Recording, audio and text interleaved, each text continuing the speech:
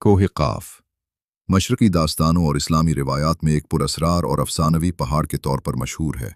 اس کا ذکر عربی، فارسی اور برصغیر کی ادبی روایات میں ملتا ہے۔ ذیل میں اس کی مختصر تاریخ اور پس منظر پیش ہے۔ کوہ قاف کا تصور۔ کوہ قاف کو ایک عظیم اور سبز زمرد سے بنا ہوا پہاڑ کہا جاتا ہے جو پوری دنیا کو گھیرے ہوئے ہے۔ قدیم عقائد کے مطابق زمین اسی پہاڑ کے سہارے قائم ہے۔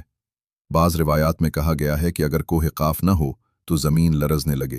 اسلامی روایات میں ذکر کچھ قدیم اسلامی مفسرین نے قرآن مجید کی سورہ قاف کے حرف قاف کو کوہ قاف سے منسوب کیا، لیکن یہ تفسیر متفقہ نہیں ہے۔ زیادہ تر علماء اسے محض ایک علامتی یا غیبی شے قرار دیتے ہیں۔ مستند احادیث میں کوہ قاف کا واضح ذکر موجود نہیں۔ فارسی اور عربی داستانوں میں کوہ قاف کا ذکر مشہور داستان الف لیلہ و لیلہ میں ملتا ہے۔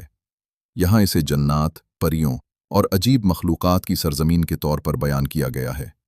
داستانوں کے مطابق سیمرغ، ایک دیو ہیکل پرندہ، کا مسکن کوہ قاف ہے۔ بادشاہوں اور بہادروں کے سفر کا آخری مقام اکثر کوہ قاف ہوتا تھا۔ اسے دنیا کے کنارے پر واقع ایک جادوئی مقام سمجھا جاتا تھا۔ ایرانی اساطیر میں کوہ قاف کو کوہ البرز پہاڑی سلسلہ سے جوڑا جاتا ہے، لیکن البرز ایک حقیقی جغرافیائی مقام ہے، جبکہ کوہ قاف زیادہ تر افسانوی تصور ہے۔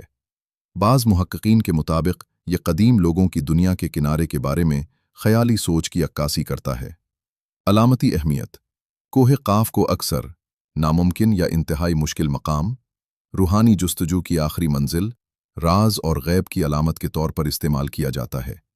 صوفی ادب میں بھی کوہ قاف کو انسان کی باطنی تلاش اور معرفت کی انتہا کے استعارے کے طور پر بیان کیا گیا ہے۔ اگر آپ چاہیں تو میں کوہ قاف سے متعلق مشہور کہانیاں یا صوفیانہ تعبیر بھی تفصیل سے بیان کر سکتا ہوں۔